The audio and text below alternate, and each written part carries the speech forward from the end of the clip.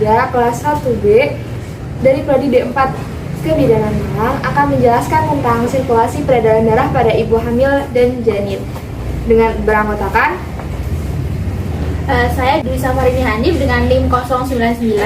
saya Mirza Fira dengan NIM 097. Saya Nabila Sifai Islami dengan NIM 110. Saya Marifatul Husna dengan NIM 113. Selamat menyaksikan. Di sini saya Mirza Fira NIM 097 akan menjelaskan tentang sistem peredaran darah atau sistem kardiovaskular atau yang biasa disebut dengan sistem sirkulasi adalah suatu sistem organ yang berfungsi memindahkan zat dan nutrisi ke dalam sel. Sistem ini juga membantu stabilisasi suhu dan pH tubuh, bagian dari homositosis. Ada dua jenis sistem peredaran darah. Yang pertama ada sistem peredaran darah terbuka dan sistem peredaran darah tertutup. Sistem peredaran darah yang merupakan juga bagian dari kinerja jantung dan jaringan pembuluh darah atau sistem kardiovaskuler dibentuk.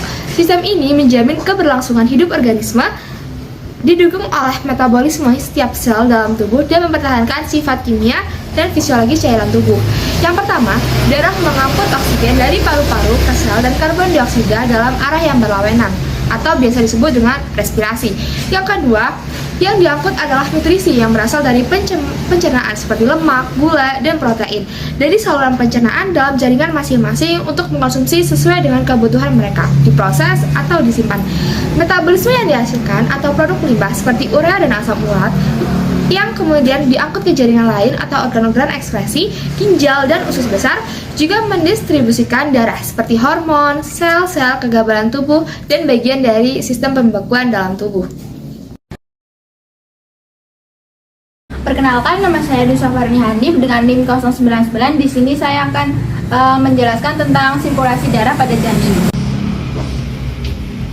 Sistem sirkulasi darah janin meliputi vena umbilicalis, kemudian ductus arteriosus, foramen oval, dan terakhir umbilical arteries.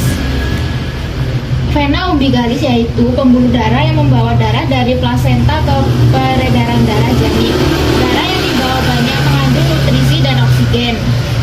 Ductus venosus arteri, pembuluh darah yang menghubungkan vena umbilical dengan vena cava inferior. Foramen oval yaitu suatu lubang antara atrium kanan dan kiri. Lubang ini akan tertutup setelah janin lahir. Sedangkan arteri umbilicalis yaitu pembuluh darah yang membawa darah janin ke plasenta. Kedua arteri dan vena umbilical terbungkus dalam suatu saluran yang disebut ductus umbilicalis atau tali pusat. Perjalanan sirkulasi darah janin bersifat paralel, yang artinya sirkulasi paru dan sirkulasi sistematik berjalan sendiri dan antara keduanya dihubungkan oleh pilau interkardiak dan ekstrakardiak. Untuk memenuhi kebutuhan respirasi, nutrisi, dan ekspresi, janin memerlukan sirkulasi yang berbeda dengan sirkulasi ekstraterin. Kondisi ini berbeda dengan sirkulasi bayi, di mana sirkulasi paru dan sirkulasi sistematik berjalan secara seri. Perkenalkan, nama saya Marifatul Husna dengan NIM 113 akan melanjutkan sirkulasi peredaran darah pada janin. Janin sirkulasi darah dengan oksigen relatif yang cukup, P02 sama dengan 30 mmHg mengalir dari plasenta melalui vena umbilicalis. Separuh jumlah dari darah ini mengalir ke hati dan vena hepatica ke vena cava inferior, yang juga menerima darah dari tubuh bagian bawah. Sebagian besar darah dari vena cava inferior mengalir ke dalam atrium kiri melalui foramen oval. Selanjutnya ke vertikal kiri, yang kemudian dibawa memasuki aorta ascendens.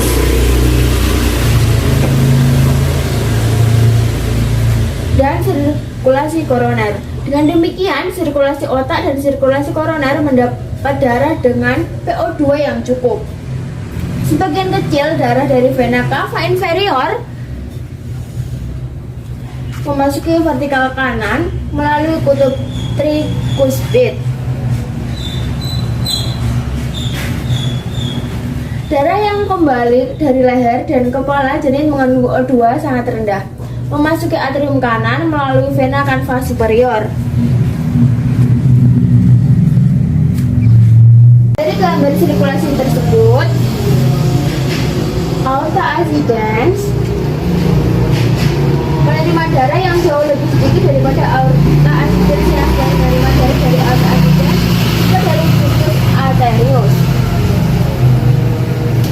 Kondisi ini membuat istimus aorta janin sempit dan melebar setelah lahir ketika ductus menutup. Diameter ductus arterius pada janin sama dengan diameter aorta dan tekanan arteri.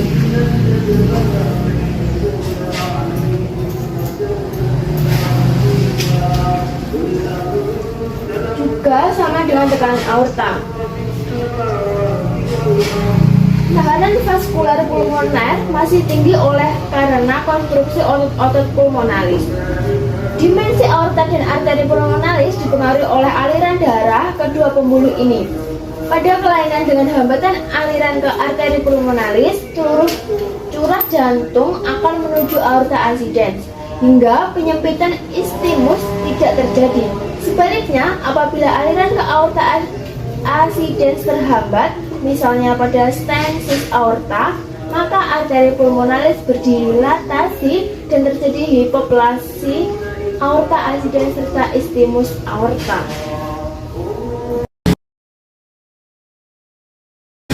Perkenalkan, nama saya Nabila Sifa Islami, NIM 110. Saya akan menjelaskan tentang sirkulasi darah pada ibu hamil. Terjadi perubahan anatomi pada sistem kardiovaskuler pada ibu hamil. Antara lain, perubahan otot dinding ventrikel pada trimester pertama, yaitu ini. Dan yang kedua, terjadi dilatasi atau pelebaran secara fisiologis pada jantung. Dan yang ketiga, karena volume rongga perut abdomen meningkat menyebabkan hipertrofi jantung dan posisi jantung bergeser ke atas dan ke kiri. Dan yang keempat, pada fonokardiogram terdapat splitting bunyi jantung tambahan, murmur sistolik dan murmur diastolik. Dan yang kelima, perubahan tekanan darah. Sistem kardiovaskuler pada ibu hamil, yang pertama, minggu kelima, cardiac output yaitu curah jantung meningkat untuk mengurangi resistensi vaskular sistemik. Yang kedua, antara minggu ke-10 dan 20 terjadi peningkatan volume plasma sehingga juga terjadi peningkatan prelut. Dan yang ketiga, pertahanan kehamilan pembesaran uterus yaitu janin akan menekan vena cava inferior dan aorta bawah. Vena cava inferior ini akan mengurangi darah balik ke vena jantung. Yang ketiga adalah penambahan volume darah ibu hamil sebagian besar berupa plasma dan eritrosit. Dan yang keempat, RBC, red blood cell atau sel darah merah, meningkat 18% tanpa penambahan suplemen zat besi dan meningkat 30% jika ibu meminum suplemen zat besi.